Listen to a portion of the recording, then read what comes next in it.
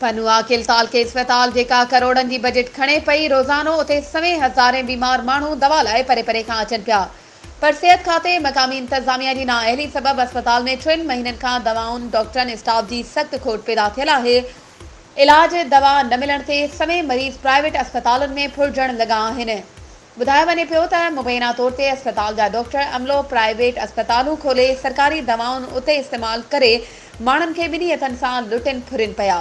अड़े अमल से हम ख्याल के कफन पोश अगवान गुलाम मुस्तफ़ा कलवड़ अब्दुल फत्ताह फवाद हुसैन ए बिया 16 ॾींहनि खां अस्पताल के इंचार्ज अमले खिलाफ सरापा एहतजाज बणियल आहिनि। रोज़ानो अस्पताल पहुची अंगण में वेही धरणो हणी एहतजाज कन पिया। उन्हनि चयो त लखन की आबादी वाले शहर की अस्पताल मां माहिर डॉक्टर बेगुम आहिनि, वियम्बे प्राइवेट अस्पताल में करायो वने पियो जिते 40,000 फीस है। अहम सरकारी मशीनरी ज़रियन मूजिब गुम है। सोलर बैटरियों, एसीज, जनरेटर बे डॉक्टर ए डॉक्टराणियों घरन में हलाइन पिया। एमएस डॉक्टर तारिक चाचड़ चयो त दवाउन मथा न मिलियूं आहिनि त छा ॾियूं। वधीक ख़बरों ऐं अपडेट्स के लिए असांजे चैनल के सब्सक्राइब कयो ऐं हाँ बेल आइकन के प्रेस करण न विसारजो त जीअं असांजी हर नई अचण वारी वीडियो तव्हां ताईं पहुची।